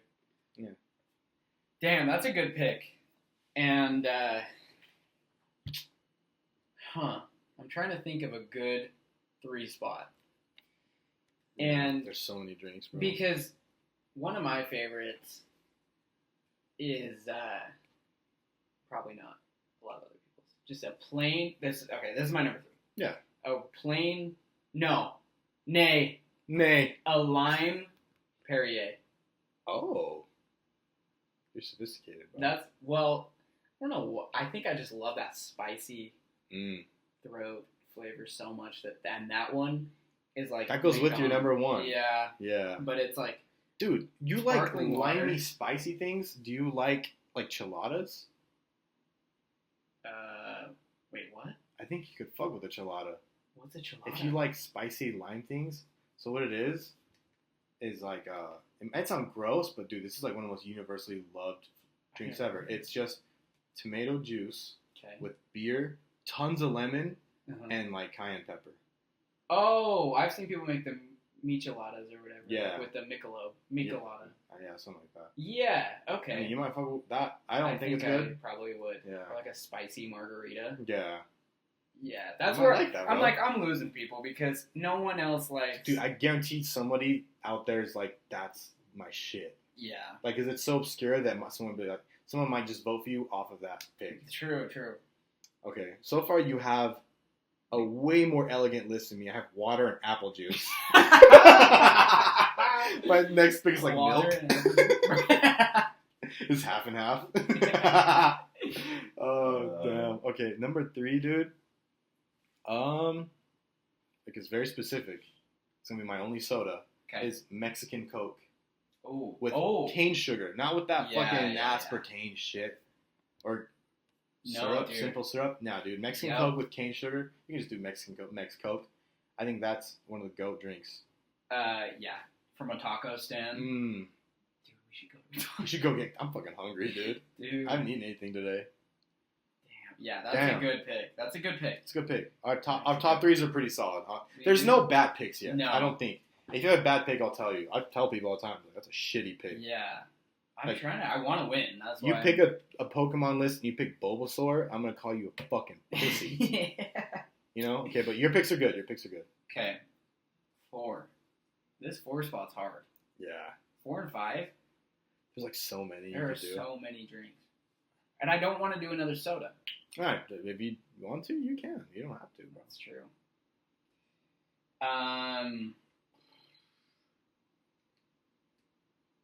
You know what's good? That might be my number 4. I don't know if people are going to disagree with this too. Blue Powerade. Oh, Blue Powerade's pretty good. Okay. No, I mess with that. That's one of my favorites. No, I mess with that. And over ice, dude. Like, if you go to Maverick and get it out of their machine. Bro, Blue Powerade and like Sprite. Their Pebble Ice. That's what a Baja Blast is. I forgot about Baja Blast. Which brings me to my 4th pick. Bro, that's a good pick. You know what I'm saying? A little Baja Blast, motherfucker. Dude. Baja Blast. That's my first, like, not vanilla. Alright, bro. Dude. Although, oh my god. Yeah. Although a Baja Blast is your number 1 pick and your number 4 pick. That's what it is. That's like true. ingredient wise. That's true. This number 5 spot might piss you off because I think I might steal it from you. Shit. What? Tequila. Mate? Oh, mate? Dude, I didn't even think of mate, dude. Dude, it's so delicious. I had some today.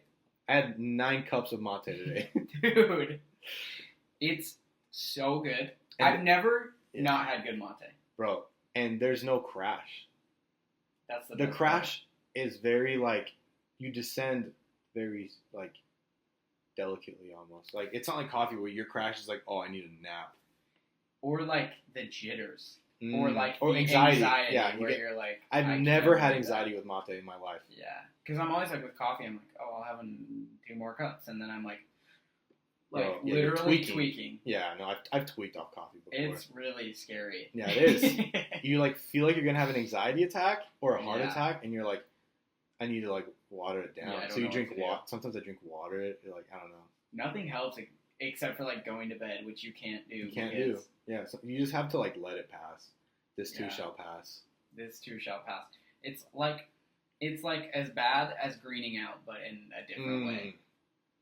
Yeah, actually, they're it's very like similar. A different, like, it's just like a panic attack at the end of the day. You're like, it is. Oh, bro. I think if you've had a panic attack on weed, you could enlist in war. Yeah, I think that's one of the, like, most traumatic things. Like, nothing is. You feel like nothing is as bad as that. Like, everything you go through, like a panic attack sober, pussy shit. Panic attack on weed. It's like it never ends. It could last 5 minutes, and in your head, it was a 3-hour panic attack. Yeah. Weird. Because you, like, dude, have you had it more than once? Yes. I've had several. The first time, I probably told you this. I think you did. You texted me, like, the day it happened. The next day. The first time I was, like, I hadn't been, well, no, it'd been, like, a year of smoking weed. But, I don't know, dude. I just felt like in this panic attack state, I was also, like, tripping, which is not a good combo. No. And so I had fully convinced myself that I was tripping, that future me was tripping on, like, meth or something, hard drug, and I was homeless. And I was looking back I was physically, like, I was seeing over myself in the bathtub trying to wake up, like, in a cold shower. Damn. And I was like, you should never have started. It was like you saw the moment your life went wrong. Yeah. After you were like a homeless drug addict. Yeah.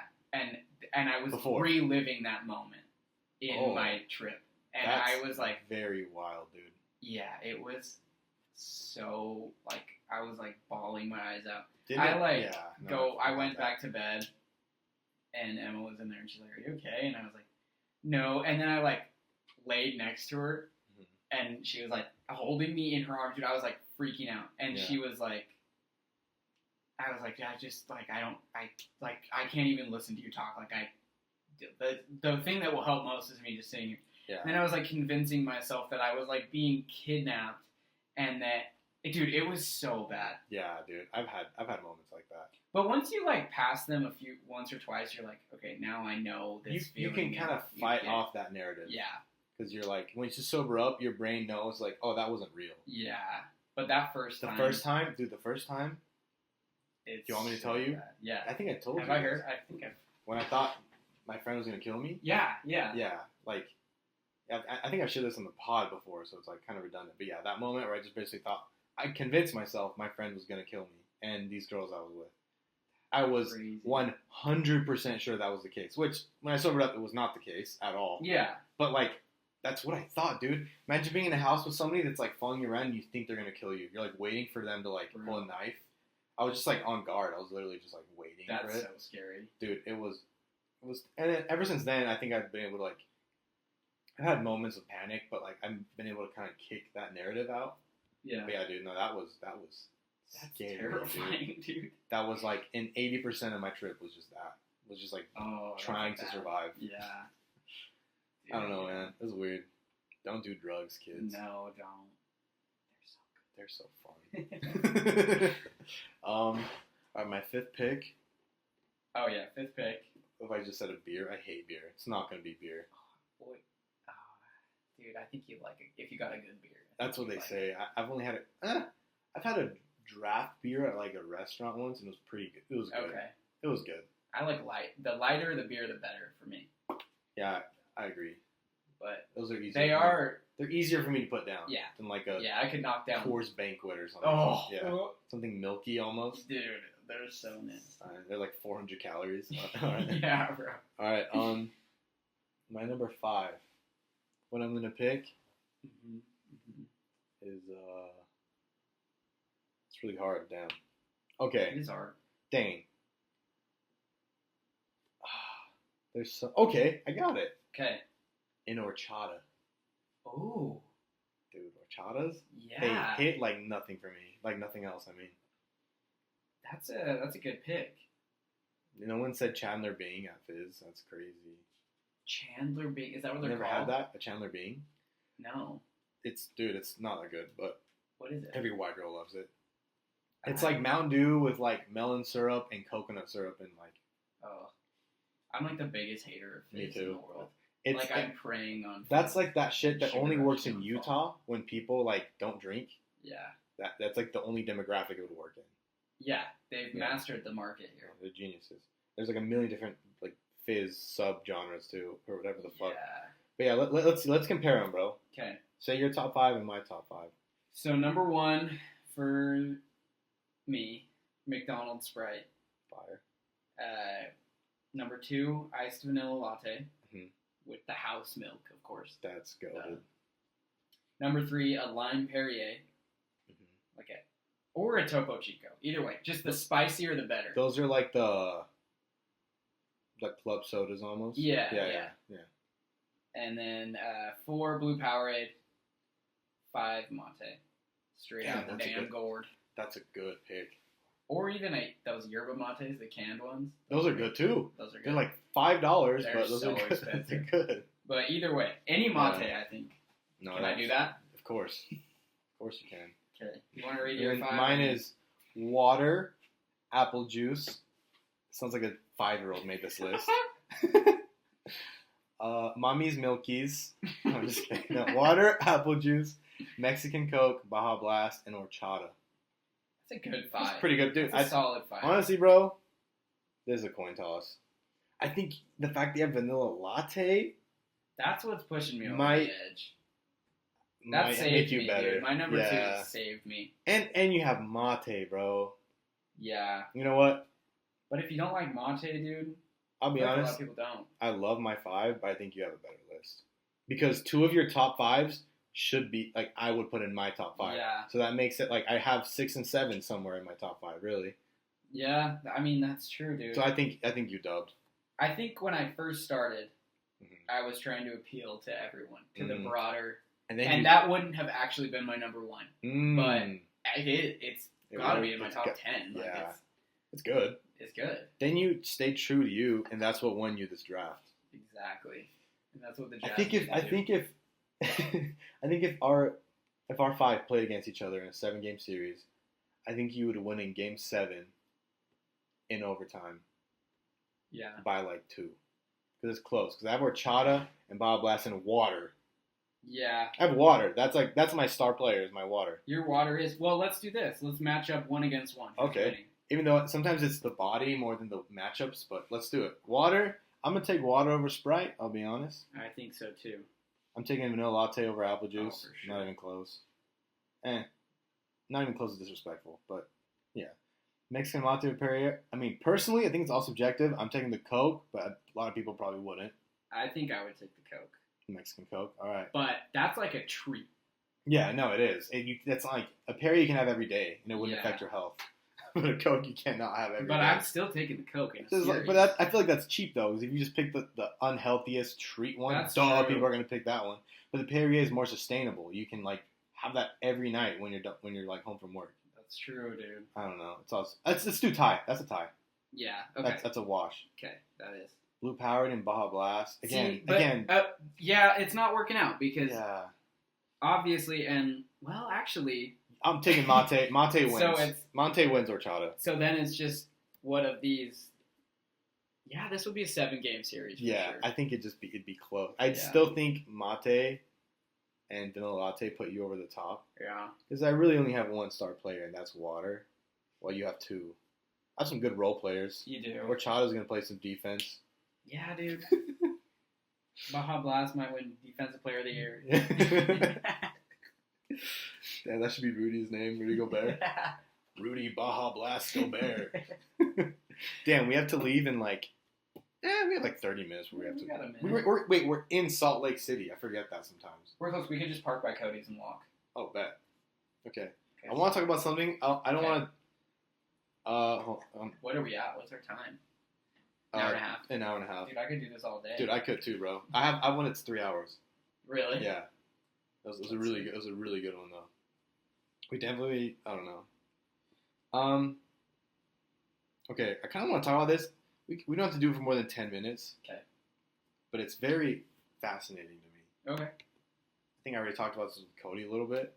I feel kind of whack because we already talked about the church so much, but I just think this is fascinating. Okay. Like, is there moments where you've like felt the spirit like not in church, like, and it had nothing to do with church, and nothing to do with maybe in religion, and you felt like weird because you're like almost not guilty, but like kind of in denial that you're feeling the spirit, and the spirit could be anything. The spirit could just be like whatever the fuck you think it is.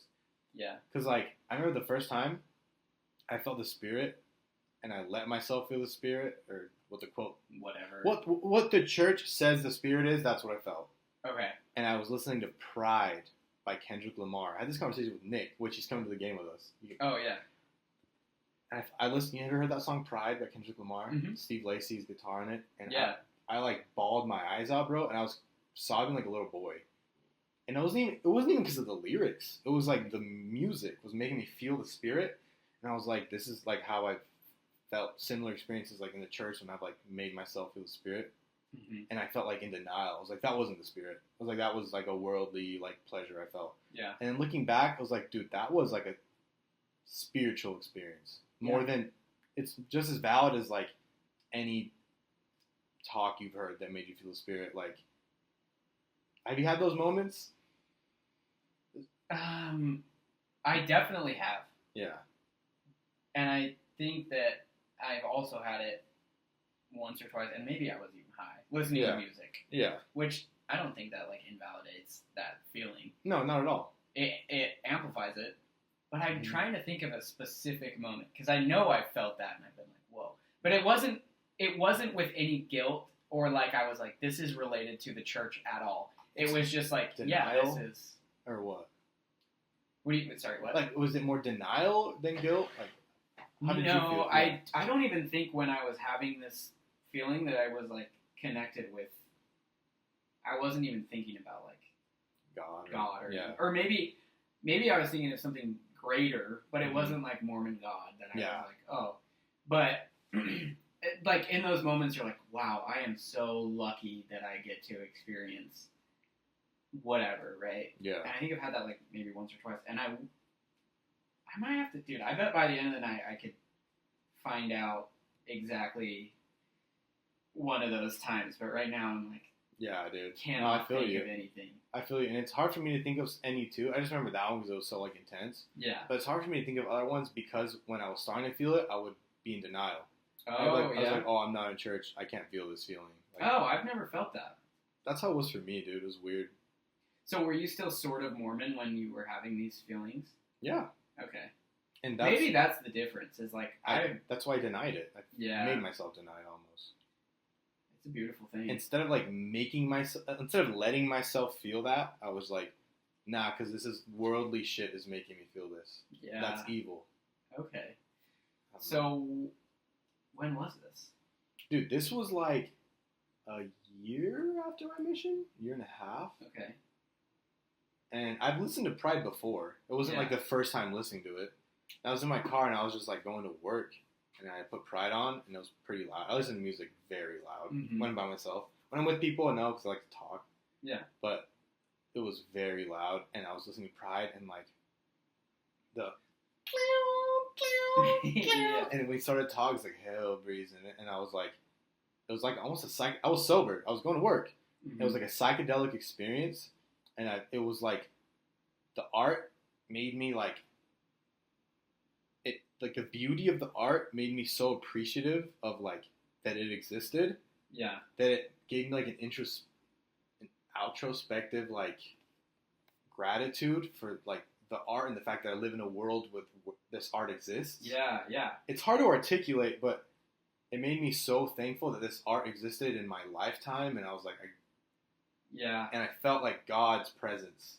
No, It's weird. Yeah. And like I felt that God's presence I felt in other religious things. I felt that. Like I felt like God was like giving me like a hug, bro. I don't know. It's hard to describe, dude. No, I get it. And I like, I've never really put it that way, like that it was God. I was just like, oh my, like I feel so lucky. Yeah. That I'm living in the time of this whatever piece of art. Yeah. That I get to even listen to it because this is like so. Yeah. It's like almost magical. Yeah, dude. But I guess I haven't really like. Doesn't I never like associated it with God where I was like, oh, I'm gonna deny this feeling because it's like a spiritual feeling. Like the song has bad words in it. Yeah, yeah. Yeah. So that's interesting that you put it that way.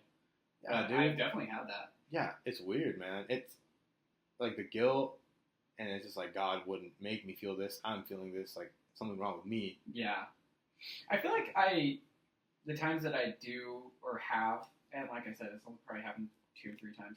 Yeah, have been when I'm hyper focusing on the lyrics too. Yeah, that. Or I'm like, oh definitely. my, like how has this gone over my head so many times, and then it hits you one time, and you're like, whoa, that's crazy. Along with the like sonic shit, not even like the lyrics, like everything together. Yeah, everything. It's crazy. Bro. It's just interesting. I think it's interesting to talk about people that like aren't in the church anymore and like still having spiritual experiences. Yeah. So that's honestly a big reason what kept me, because like, dude, I'll be honest, I was like 15 when I was like, I don't believe this. Yeah. But like I stayed in the church because of those experiences. So I'm like, dude, I don't believe this shit, but this has to be from God because I felt that. Like I felt, and it's like you can replicate that in life so easily. Like, yeah. I don't know. It's just interesting. Dude, I feel like because before I went on my mission, I had been listening to a lot of Mormon stories. Yeah. Because I didn't want to be the person, the missionary especially, that wasn't hearing people out. Yes. You want. So very genuine, bro. The time I was in, like my first or second day in the MTC, I think it was Elder Bednar, who I fucking hate so bad. But he was like, I can't remember how many. He was like 60% of you people in this auditorium right now will leave the church within whatever amount of time. Yeah. And I was like, I knew in that moment that I was one of that. Yeah. I was like, this percentage is too high, and I don't really believe that strongly anyways. Yeah. And I was like, that's crazy that I was like subconsciously thinking that. Yeah. On a fucking mission, knowing that I'm going to leave the church. You're just like, I'm gonna leave the church. Yeah, I was like, that's me. That's crazy. But I'm like, who else? Like, yeah, it's gonna be 60% of us. Yeah. Yeah, that's crazy. That's like very discouraging of him to say that shit. Dude, everything from the MTC was like, and just from my mission, I was like, I feel like we got no encouragement. It was like guilt. Yeah. And shame, and you guys suck and need to do better. Well, that's, if you want to really boil down religion, that's what religion is. Yeah. Not even the LDS church. It's like, if you do this, you're fucked. Your family's fucked. Yeah. You're like, now. That's why Satan's even a figure, I feel like. Because of fear. Yeah, bro. I was never scared of that motherfucker, bro. No, I feel like Mormons do a better job at being like, and it might even be worse, because I feel like in other Christian religions or whatever, it's like you are afraid of hell. Yeah. But in Mormonism, it's like I'm afraid of the shame and guilt I'm gonna feel if I'm in the second tier of heaven. Yeah, the social ridicule. Yeah. The fear is less God-based and more social ridicule-based. Yeah. Which is they've done such a amazing job. It's genius. Yeah, dude. It is genius. It's scarier than Satan. It's so manipulative. It's so manipulative because Satan isn't a tangible thing. No. Like your neighbor thinking you're a bitch because your daughter's a hoe, or like, which is crazy because a lot of men like hide like shit their daughter's done, like a pregnancy, because they're like, oh, dude, I have to be like a perfect Mormon family. Like, I know a lot of, and all the dads are evil that are doing that. That's fuck. I agree, and it's like, I get like if you want to like, I guess there's a hell, so they're there. Yeah, dude. I get if you want to hide your daughter for like her ridicule, but dude, it was never about that. It's always about like their family structure. They have to be the perfect Mormon family. Yeah, like, I'm a state president. I can't have this shit. Yep. But I don't know. It's all fucked, bro. We could get into that forever, but we have a jazz game to go to. Yeah, dude. We need a part 2. Well, dude, you'll be a reoccurring guest. Oh, of course. I've had several guests come on one-on-ones. I'm gonna come on with questions for you next time. Yeah, dude. I will too. Next time I'm gonna do it. We'll have notes. Yeah. Like we'll have like genuine. Because I wanted like. Yeah. Coming up with questions on the spot, I'm like, I feel like I can't think on the spot. I'm the same. So I want to like write some down that I'm like, I'm actually curious. No, I'm like just we've saying. known each other forever, but Yeah. there are still like deeper things that I'm like, I wonder how you feel about. Dude, that. I think about that all the time. Like, sometimes shit will happen, and I'll be like in a stupor of thought. I'm like, I wonder what Colter thinks about this. Yeah, dude. Because I've had deep conversations with you, and I like how you articulate things, bro, and I like how your like brain works. So I'm just like, dude, I need Colter's take on this. And sometimes I text about you. Yeah. I'm like, I've texted especially you. like if I hear a song, I'm like, oh, I wonder what like. I feel like you think so much deeper than me, like musically and like things like that. I'm like about art and stuff. I'm like, I wonder what Alex would think.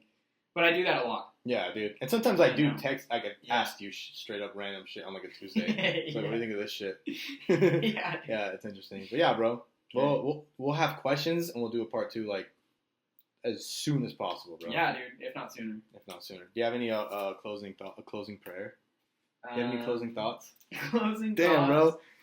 Closing thoughts. I had like a stroke. I don't know what that was. Closing thoughts. I think you need to try a little bit harder to get on Mormon stories. I'll ask him again. I'm gonna go there and I'm gonna fuck their shit up. Like, everyone you had on here is a hoe seeking, clout chasing bitch. You're ugly as fuck. You're old. Your assistant doesn't have nice enough titties. I'm gonna fuck everything up, bro. And then don't let them hear this.